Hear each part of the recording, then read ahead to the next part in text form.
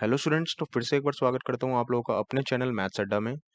आज हम देखेंगे कि ये zero raise to the power zero होता क्या है, यानी इसकी वैल्यू क्या होती है। हम इसके ऊपर थोड़ा सा अध्ययन करेंगे कि ये क्या वैल्यू हमारे को प्रोवाइड करवाएगा। देखते हैं इसके बारे में। देखो, बचपन से आपने दो चीज़ें सीखी है, दो कंसेप्ट आपने अगर सीखे होंगे, आपको पक्की बात है ध्यान होंगे वाले। तो एक बार देखते हैं कि सर कौन से कंसेप्ट की हम बात कर रहे हैं।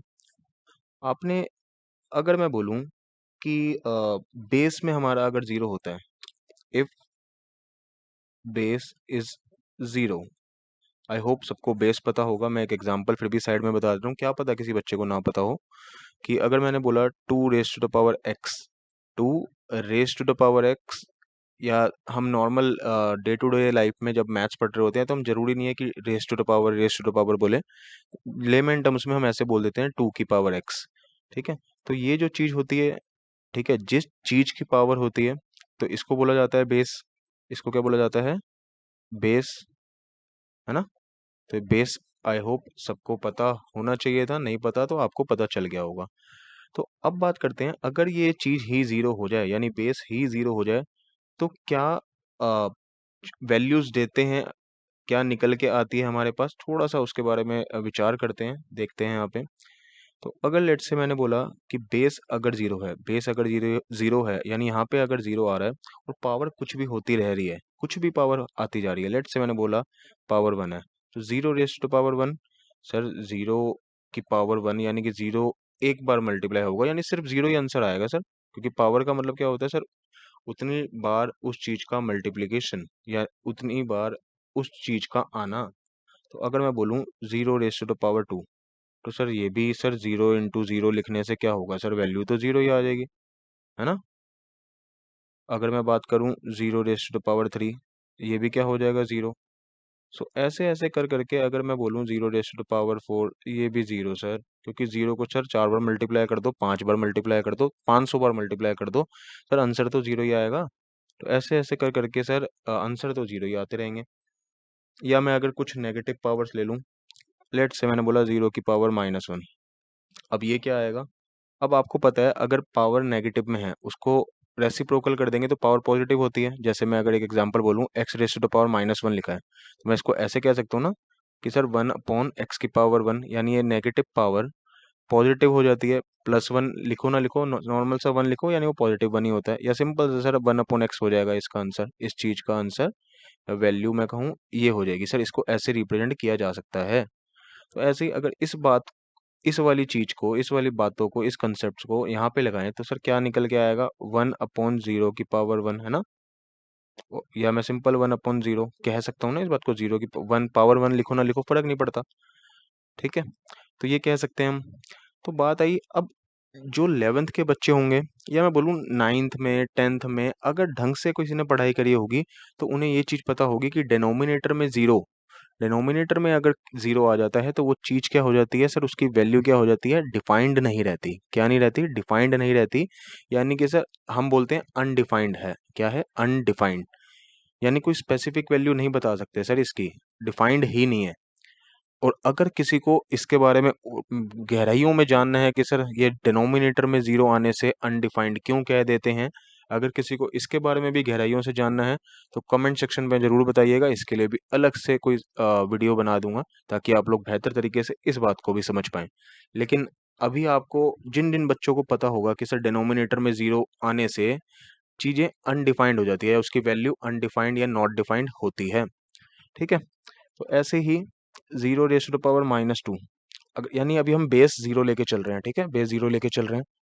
अगर सर इसको करेंगे तो सर ये रेसिप्रोकल करेंगे तो पावर पॉजिटिव हो जाएगी। जीरो की पावर टू सर आएगा तो जीरो ही ना। अब ये सर यानी वन अपॉन जीरो वाला सिस्टम ही हो गया।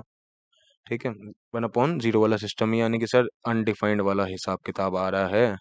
अनडिफाइंड या नॉट डिफाइंड जिसको हम कहते हैं, अनडिफाइंड कह लो या नॉट डिफाइंड कह लीजिए, यानी सर यहाँ पे भी यही निकल के आ रहा है। ऐसे minus three minus four power लेता रहूंगा, आना तो सर यही है।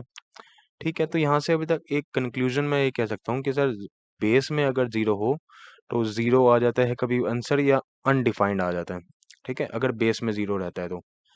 ठीक है, यहाँ से अभी तक ये पता चला।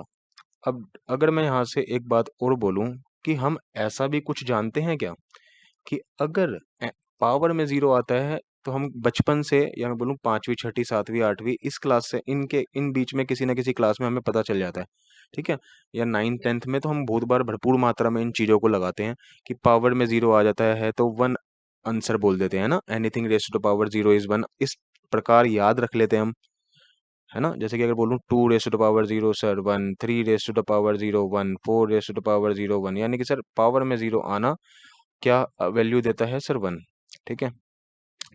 अब बात आती है, एक बार मैं इसको अगर बोलूं, लेकिन सर आप तो पावर में जीरो आने वाले सिनेरियोस की चर्चा कर रहे हैं, राइट। तो अगर मैं एक बार इसको सिस्टमेटिक ऑर्डर में लिखूं कि if power is zero, if power is zero, तो क्या रिजल्ट्स निकल के आते हैं, एक बार उसको समझें।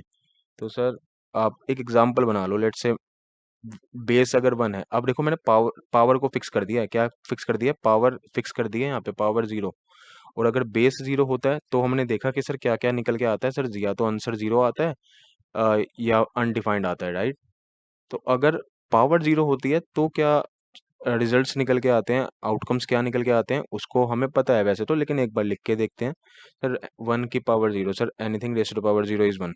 लेकिन ध्यान रखिएगा, जो नाइन टेंथ तक के बच्चे हैं उनको जनरली इतनी दिक्कत नहीं आती कि हम बोल देते हैं anything raise to power zero, but ध्यान रखिएगा 11th में कैलकुलस वगैरह जब लिमिट्स एंड कंटिन्यूटी आएगी तो वहाँ पे इनडिटर्मिनेट फॉर्म का टॉपिक आता है, ठीक है। इनडिटर्मिनेट फॉर्म्स होती है हमारे पास सात आठ। तो anything raise to power zero भी कहना कहीं ना कहीं इनकम्प्लीट बात है, अधूरी बात है। लेकिन टेंथ तक के बच्चे इतने ज़्यादा लेवल पे उनको पूछा नहीं जाता, लेकिन ध्यान रखना कहीं ना कहीं इसमें कमी है anything raise to power zero कहने में। अगर किसी बच्चे का मन है और ज़्यादा जानने का, सर ये क्या बात है, एनीथिंग हम तो बचपन से बोलते आ रहे थे, सर आप कैसे बोल रहे हैं कि anything raise to power zero नहीं बोल सकते।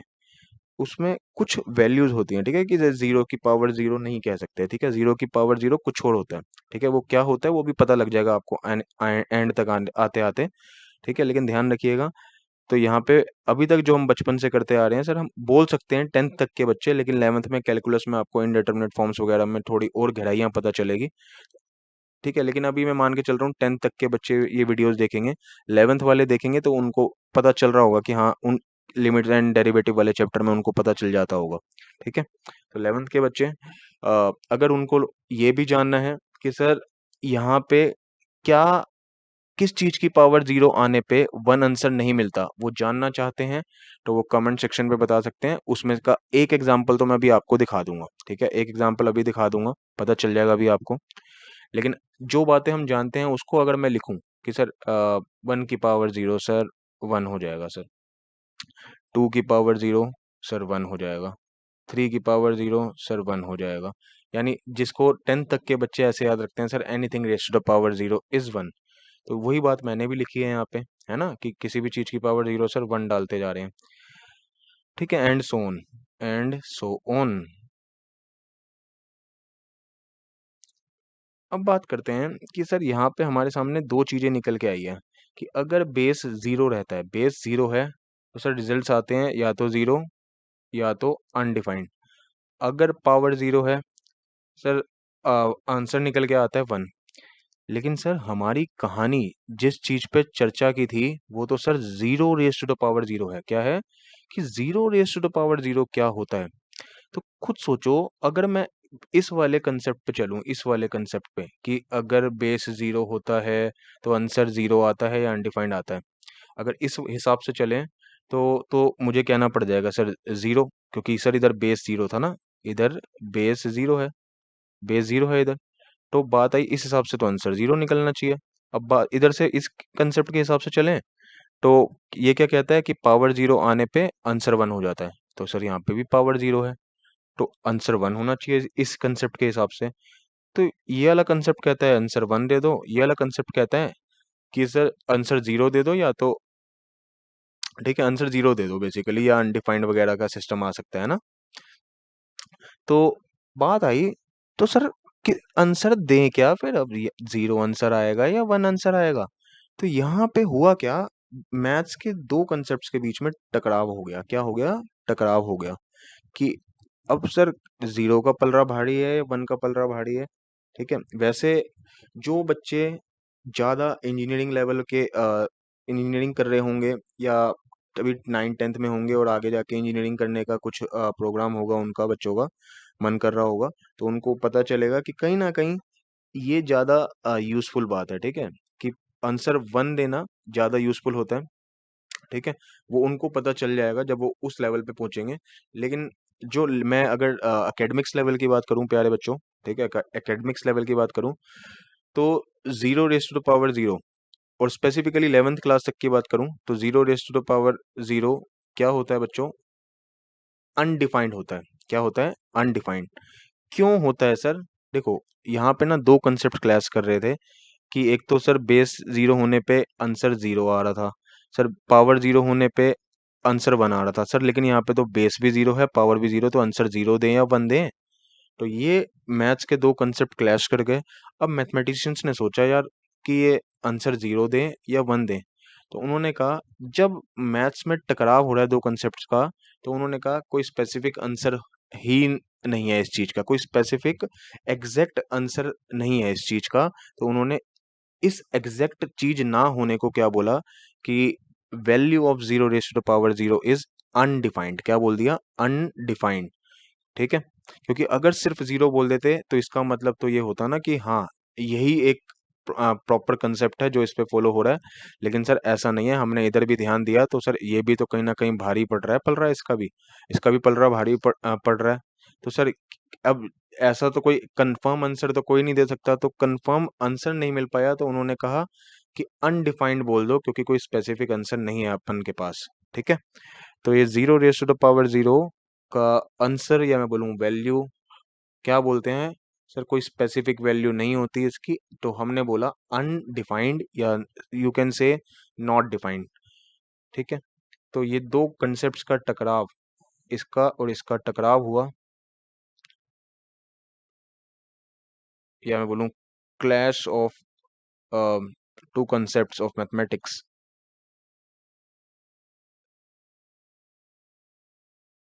तो इन दो कंसेप्ट्स के टकराव की वजह से कोई स्पेसिफिक आंसर नहीं दे सकते थे हम।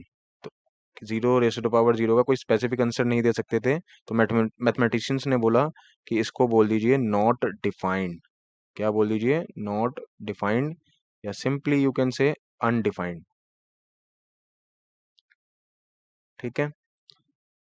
तो आई होप समझ पाए होंगे कि 0 रेज़ टू द पावर 0 का आंसर क्या होता है। जो एकेडमिक्स लेवल तक की मैं बात कर रहा हूँ बच्चों, ध्यान से सुन लीजिएगा, क्योंकि एडवांस स्टडीज में इसका जो ज़्यादा अप्रोप्रिएट, जो ज़्यादा सुटेबल आंसर लिया जाता है वो 1 लिया जाता है। लेकिन जो एक topic particular limits and calculus की वजह से वहाँ पे हम उसको इनडिटर्मिनेट फॉर्म कह देते हैं, ठीक है, इनडिटर्मिनेट फॉर्म कह देते हैं। तो ध्यान से सुन लीजिएगा प्यारे बच्चों, एकेडमिक्स लेवल तक की बात कर रहा हूँ, ठीक है, एकेडमिक्स लेवल तक की। तो 0 raise to the power 0 is undefined, not defined. I hope यहाँ तक की बातें आपको क्लियर होगी।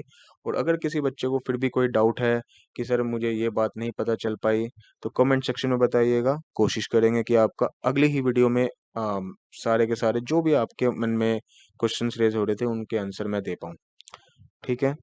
तो चलिए मिलेंगे इसी जोश और उत्साह के साथ अगली वीडियो में आप सबसे। टिल देन बच्चों, बाय बाय।